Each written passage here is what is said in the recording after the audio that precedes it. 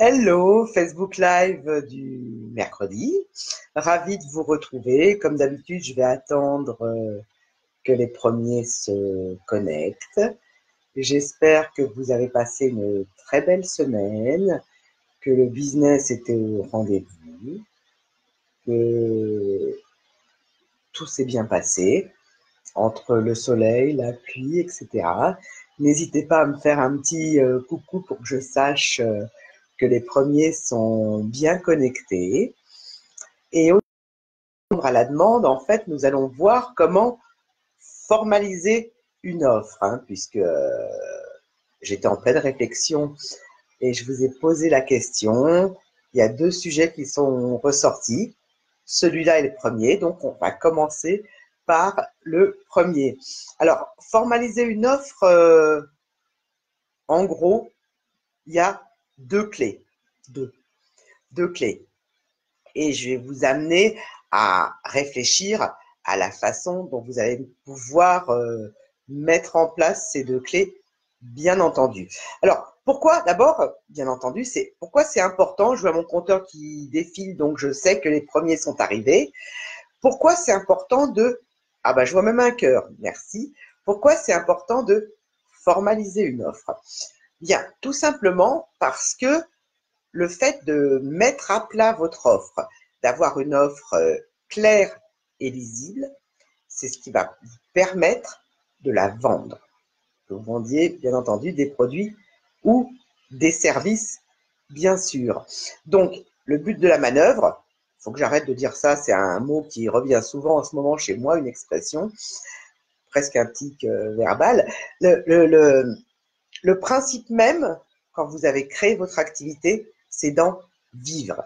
Et pour en vivre, vous devez vendre plus, mieux et plus souvent, bien sûr. Mais déjà, il faut poser les bases de la vente dans ces grandes lignes.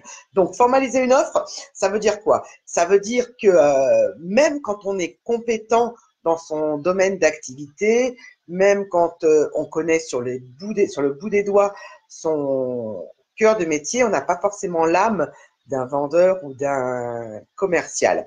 Donc, le but de la manœuvre, encore une fois, je le dis, le principe pour vendre votre offre de service ou vos produits, c'est de clarifier votre message, encore et toujours. Il va falloir que votre prospect, pour devenir client, comprenne très précisément ce qu'il va acheter. Donc, une offre attractive pour vos futurs clients, en fait, c'est tout d'abord de dépasser justement le fait qu'on ait tendance à vendre les outils, les caractéristiques de ces produits, la technique si on vend quelque chose de plus pointu. Il faut toujours commencer par vous rappeler que vous devez proposer à vos clients une transformation. Et pour proposer à vos clients cette transformation, donc les deux clés, on détaillera un petit peu, même si on a déjà très souvent parlé de ça, c'est la première des clés qui est essentielle, sur laquelle vous devez revenir en permanence parce que les choses peuvent évoluer comme dans toute société. La première des clés, c'est bien connaître ses clients. Et oui, encore et toujours. La seconde clé, c'est de comprendre, euh, en quoi ce que vous proposez, produit ou service, va les aider. Alors, aider, c'est un terme bien souvent qui fait peur, parce qu'on se dit, moi, je ne vends pas forcément quelque chose qui aide les gens. Si je suis dans le luxe, ça ne va pas forcément les aider. Si je suis dans un produit qui représente juste un achat plaisir ou du superflu, ça ne va pas les aider. Si je vais détailler et je vais vous amener à vous poser les bonnes questions, bien entendu. Pour votre prospect, pour qu'il devienne client, c'est en quelque sorte vous demander comment vous allez le faire passer d'un point A à un point B. Et pour ce faire, il y a 12 points sur lesquels vous devez réfléchir, qui va vous permettre, étape après étape, de mettre en place une offre qui va être réellement attractive et donc que vos prospects vont acheter. Alors, le tout premier point, quel que soit votre domaine d'activité, c'est comment vous allez capter l'attention de votre prospect. Qu'est-ce qu'il va faire? Qu'il va s'intéresser à vous. Donc là, en fonction de votre… Encore une fois, j'ai pas une petite baguette magique, je vais pas vous dire ce que vous devez chacun faire parce que je ne connais pas vos activités respectives sur le bout des doigts, je ne connais pas la façon dont vous travaillez, je ne vous connais pas personnellement. Donc, la vraie question, c'est comment vous accrochez un prospect. Je ne sais pas si certains d'entre vous, n'hésitez pas à réagir, hein, connaissent l'AIDA, A-I-D-A. Non, il ne s'agit pas de l'opéra, mais d'une technique marketing qui a fait ses preuves. N'hésitez pas à réagir, je sais qu'il y a toujours un petit décalage. Donc, le premier A de AIDA, de l'AIDA, justement, c'est cette fameuse façon d'attirer l'attention. Et là, c'est ce que je vous demande de faire. Comment vous captez l'attention de votre prospect? Et le A, je le transforme de temps en temps avec mon deuxième point sur lequel vous devez réfléchir, c'est quelle est votre accroche. Je vais vous donner un exemple. Quand il y a par exemple un coach, c'est un terme qu'on entend de plus en plus souvent actuellement, c'est un terme qui pour moi est même galvaudé. Un coach peut être alors coach sportif, coach alimentaire, coach ceci, coach cela, peu importe.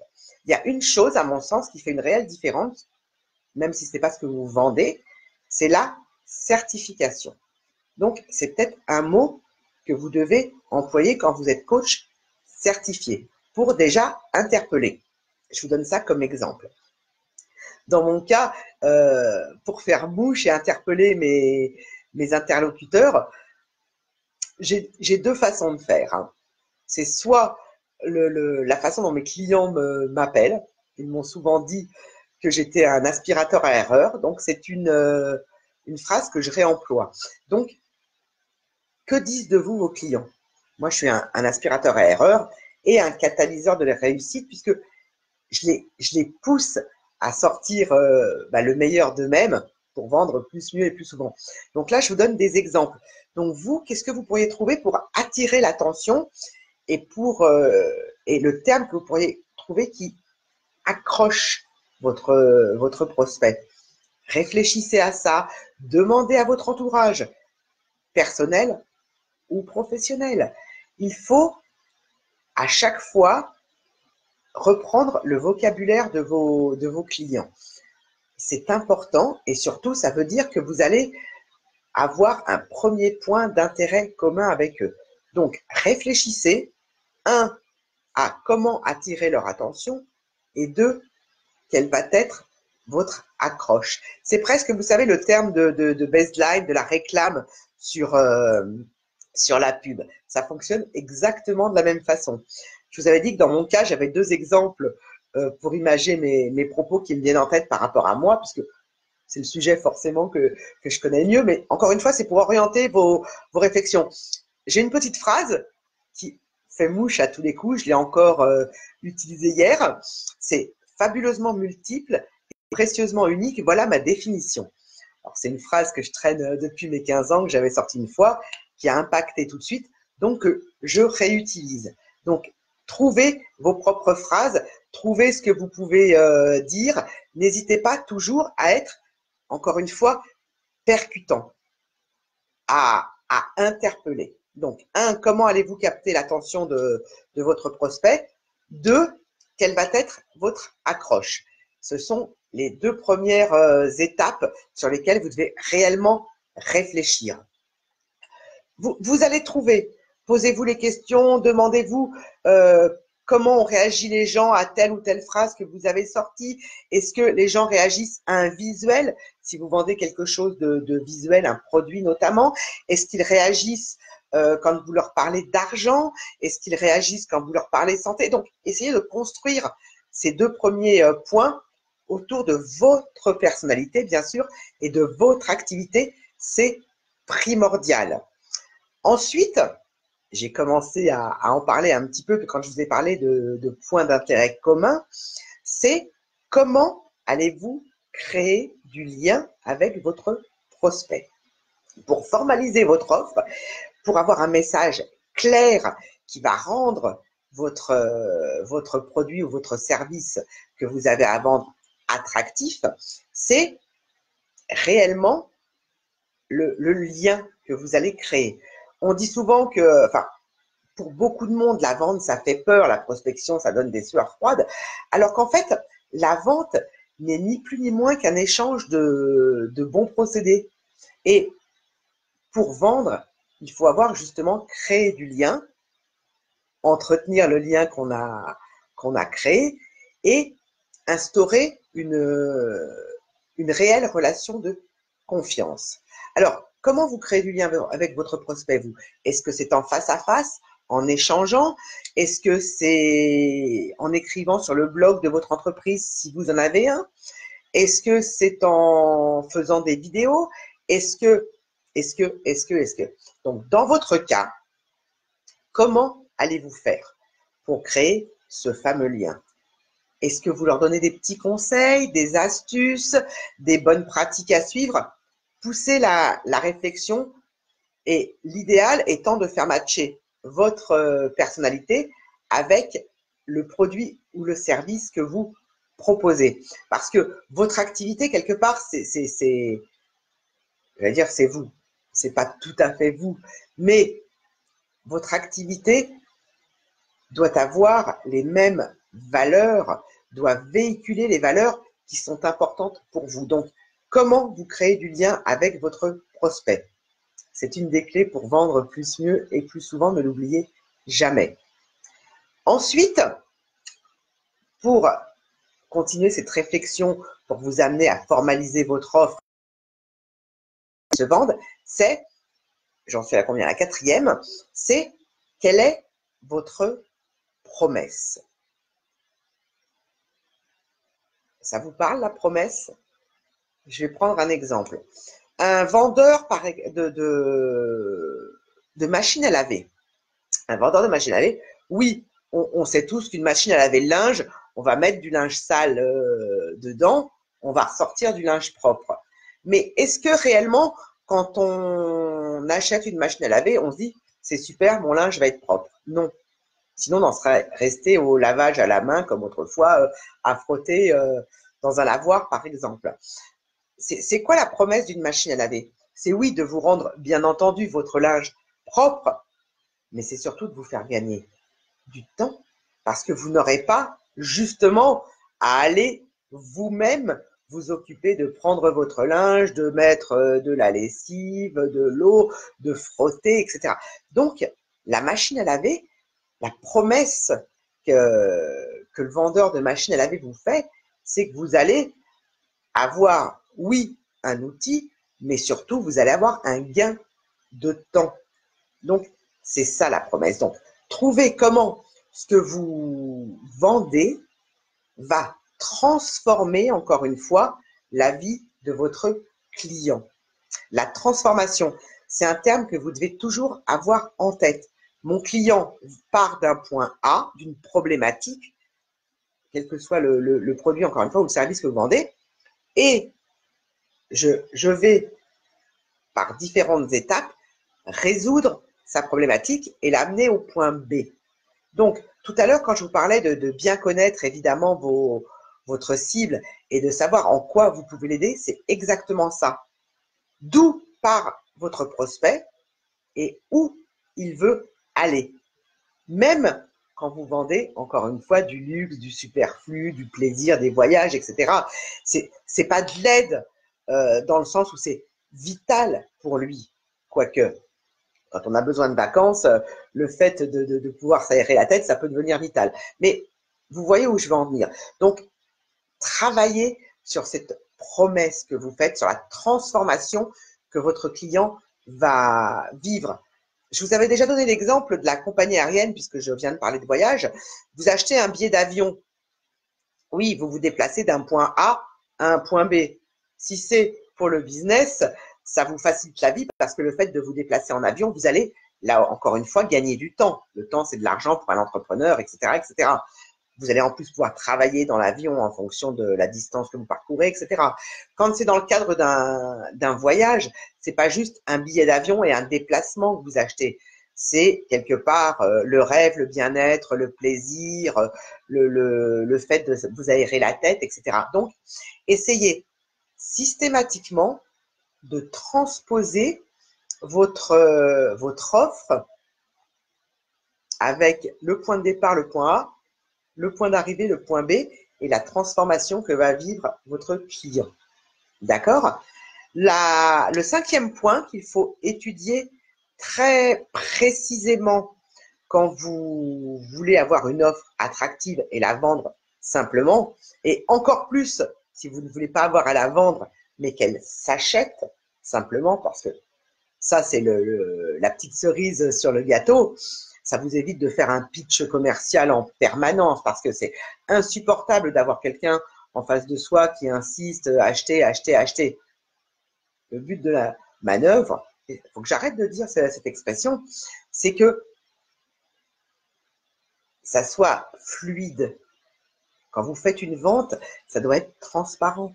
C'est juste la continuité du lien que vous avez créé avec votre prospect et son achat, en fait, le fait devenir client. Et ça, c'est parce que votre message a été suffisamment clair, votre offre suffisamment lisible pour qu'il achète sans se poser de questions parce que ça devient presque naturel pour lui. En 5, c'est la suite de votre promesse, évidemment. Est-ce que votre offre répond aux attentes de votre prospect? Est-ce que vous êtes là pour batailler et essayer de créer un besoin qu'il n'a pas? Ou est-ce que vous allez lui apporter justement une réponse qu'il attend? C'est également pour cela qu'on vous dit de bien connaître votre cible. Parce que plus vous allez évidemment parler le même langage que lui, mais plus vous allez connaître ses problématiques, plus vous allez connaître sa façon de vivre, plus vous allez connaître ses envies, ses besoins, etc., mieux vous serez à même de lui proposer une offre qu'il va acheter naturellement parce que vous répondez à ce besoin. Oui, il y a ce que j'appelle moi les fucking vendeurs qui vont pousser le bouchon très loin, employer le système du marteau-piqueur, qui vont tout faire pour que vous ayez, pour créer le besoin et que vous ayez envie d'acheter leur offre. Mais est-ce que c'est ça que vous voulez faire? Batailler au quotidien, taper dans le dur, presque forcer votre prospect à devenir client? Ou préférez-vous avoir justement une offre qui se vend naturellement parce que vous avez ciblé la bonne niche et que vous répondez réellement à un besoin? Et c'est valable, encore une fois, que vous vendiez des produits nécessaires ou vous vendiez des offres de services qui ne sont pas complètement indispensables ou vous vendiez des produits plaisir. C'est l'approche qui va changer. Et j'ai dit approche et non pas accroche cette fois-ci. Et c'est ce qui va vous permettre de faire en sorte qu'un cercle vertueux se mette en place. Et c'est indispensable si vous ne voulez pas avoir à batailler en permanence pour trouver de nouveaux prospects. Le point 6, c'est votre message est-il suffisamment simple à comprendre?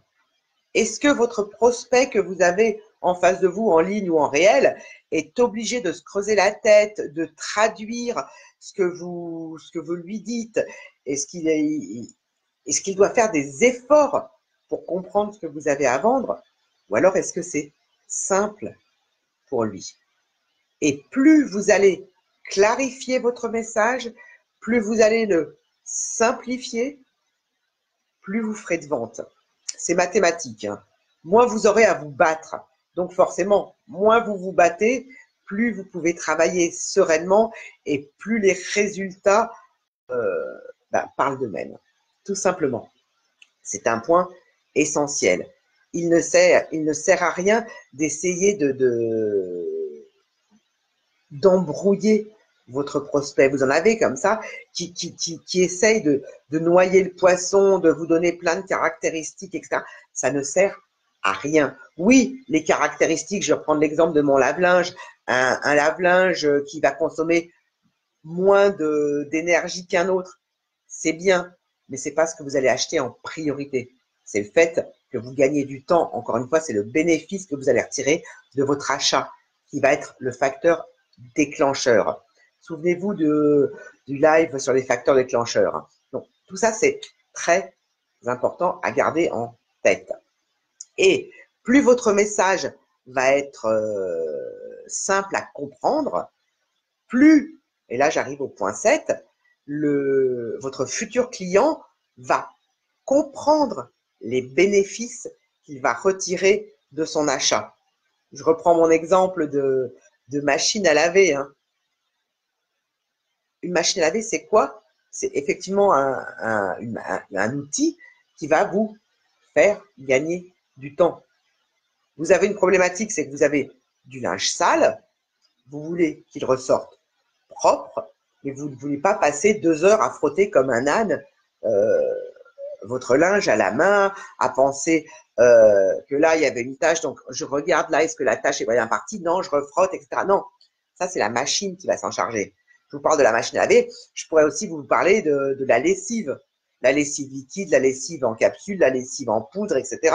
Pourquoi on est passé du savon à de la lessive ensuite en poudre et après liquide et enfin en capsule? Parce qu'on prend, dans la capsule, il y a tout le produit lavant, l'adoucissant, etc. Donc, ça répond à un besoin.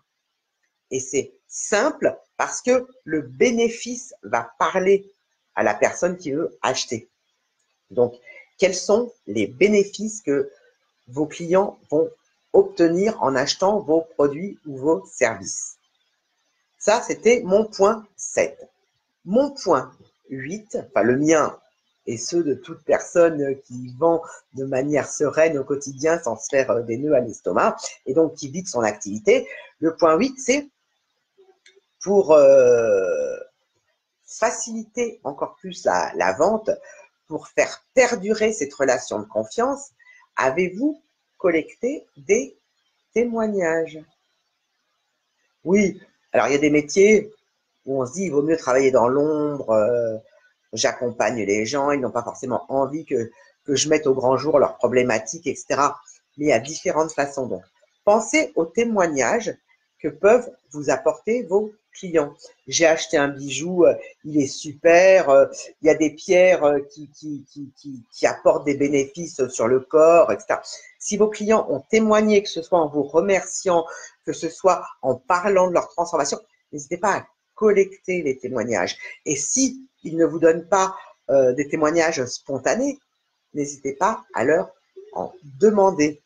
Très souvent, je le dis, si on ne pose pas la question, on n'aura jamais la réponse. Si vous n'osez pas demander des témoignages, vous ne saurez jamais si les gens sont prêts à vous en donner ou non. C'est très important à savoir. Mon point 8, c'est, j'aurais pu appeler ça le petit bonus. Est-ce que vous avez prévu un bonus pour votre client? Alors, moi, je traduis ça différemment, dans le sens où, à chaque fois que j'accompagne des entrepreneurs dans le développement de leur activité ou que je vends une formation, un atelier, je ne me contente pas du strict minimum. Je ne me contente jamais de leur donner uniquement ce qu'ils ont acheté. Alors, ça n'engage que moi, mais quelque part, ça ne me coûte rien et surtout, ça me rapporte énormément derrière. Je m'explique. Je n'avais déjà parlé. Vous vendez un produit, je vais dire n'importe quoi, à 10 €, faites en sorte que votre client ait l'impression d'en avoir pour 100 €. Vous vendez un produit à 200 €, faites en sorte que votre client ait l'impression d'en avoir pour 2000 €. Alors là, je vous donne un exemple de 10 fois plus, mais le petit bonus, ça peut être, on l'a très souvent vu, hein, vous achetez un vêtement, le petit bonus, ça va être, vous offrez, vous vendez des vêtements, vous offrez à la personne qui vient de vous acheter, je ne sais pas moi, un ensemble, un costume, vous lui offrez un petit accessoire qui va avec, une petite pochette à mettre dans la poche pour ces messieurs, une petite babiole, un petit collier ou une petite broche sur la veste de tailleur de madame, etc. Le petit bonus, la valeur supplémentaire, encore une fois, ça ne coûte pas grand-chose et vous verrez que la satisfaction de vos clients sera décuplée. Quand on vend des produits à 10 euros, vous allez me dire c'est difficile de trouver un cadeau. Mais vraiment, réfléchissez. Il y a peut-être juste un petit détail qui peut faire la différence. Ou un petit service après-vente. Ou alors, donnez-leur un bon de réduction sur leur prochain achat. 5%, 10%, un petit plus, toujours. Ensuite, quand vous devez mettre à plat votre offre pour vendre plus, mieux et plus souvent, n'hésitez jamais à toujours, que ce soit en présentiel ou en ligne, à ajouter à votre offre un appel à l'action, un call to action. On en reparle souvent, mais là encore, il faut mâcher le travail de vos prospects. Si vous leur dites achetez, achetez, achetez, oui, achetez. C'est pas ce que j'appelle un appel à l'action. C'est un peu lourdingue ça. Mais n'hésitez pas à leur expliquer le déroulé. Pour commander, il vous suffit de cliquer sur le bouton qui est en dessous. Vous voulez me contacter? N'hésitez pas à vous servir de la page contact de mon site web. Là, la prochaine étape va être de demander un diagnostic découverte. Donc, n'hésitez pas. On fixera ensemble un rendez-vous. Vous voyez, un appel à action. Vous avez un article de blog dont vous êtes extrêmement fier. Vous voulez qu'ils aillent le lire? Dites-leur. La prochaine étape maintenant, c'est d'aller lire mon dernier article qui porte sur les bienfaits de la nouvelle machine à laver Intel qui non seulement va vous permettre de gagner du temps, mais en plus votre linge va être plus blanc que blanc. J'en sais rien. Mais faites en sorte qu'à chaque fois que vous parlez à un client, enfin un futur client, à un prospect, en ligne ou en présentiel, faites en sorte de garder le lien et qu'il y ait toujours la prochaine étape qui soit déterminée. Vous rencontrez quelqu'un dans un petit déjeuner, de réseautage, vous lui donnez votre carte. D'accord, on se revoit quand? Validé. C'est vous, c'est moi qui envoie le mail le premier. Vous m'appelez tel jour, telle date, telle heure, etc. Un appel à l'action systématique. Ensuite, la 11e étape, le 11e point sur lequel vous devez travailler, c'est un gros morceau que vous allez détester, les objections potentielles. Je suis fan des listes, vous le savez si vous me suivez depuis quelques temps. N'hésitez jamais à poser sur le papier ou sur l'ordi, bien entendu, les objections que vous avez déjà eues par des prospects, les objections auxquelles vous pensez par avance, et apporter à chacune de ces objections potentielles des réponses avant même qu'on ne vous les dise, ces objections. Parce que derrière, pour créer votre offre, vous mettrez dans votre petit laïus, dans votre message, déjà des débuts de réponse à ces objections potentielles. Et le fait de répondre par avance va désarmer vos interlocuteurs. Donc, allez-y, listez vos objections potentielles ou les objections réelles que vous avez déjà eues par des prospects et répondez-y. Faites le travail en amont. Dès que vous avez un petit peu de temps ou dès que vous avez une nouvelle objection, rajoutez-la à votre liste. Vous verrez, ça va vous faciliter la vie grandement. Et enfin, Le dernier point pour formaliser une offre, bien réfléchir à la question. Ce dernier point, c'est de rédiger votre offre par écrit.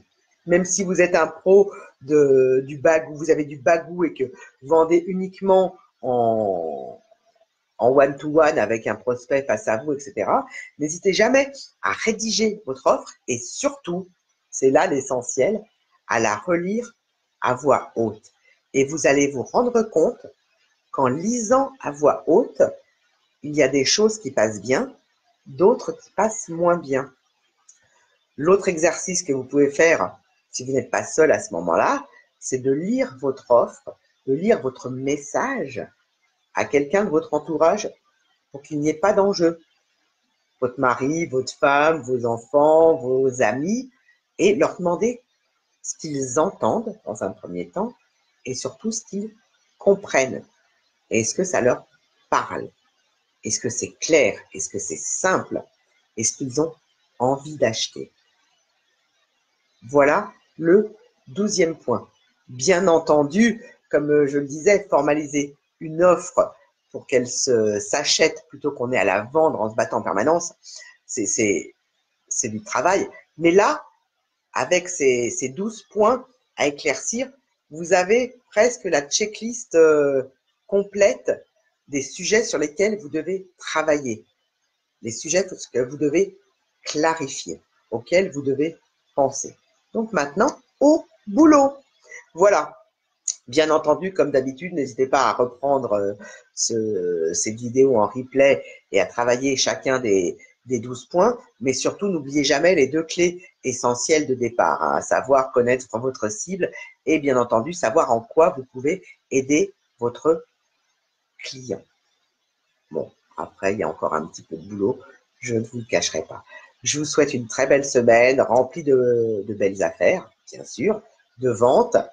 Vous n'hésitez pas à vous abonner à la chaîne YouTube si vous voulez revoir les autres vidéos parce que ça vous permet de retravailler sur certains points. Souvent, moi j'ai parlé de plein de choses aujourd'hui, je ne vais pas refaire systématiquement tous les lives en boucle, mais vous avez énormément de matière pour travailler le fond et la forme de vos offres, de votre méthode commerciale. Donc, travaillez bien parce que personne ne le fera à votre place. Voilà, je vous dis à mercredi prochain, en pleine forme bien sûr, avec un petit peu plus de soleil qu'aujourd'hui, j'espère. Ciao, ciao!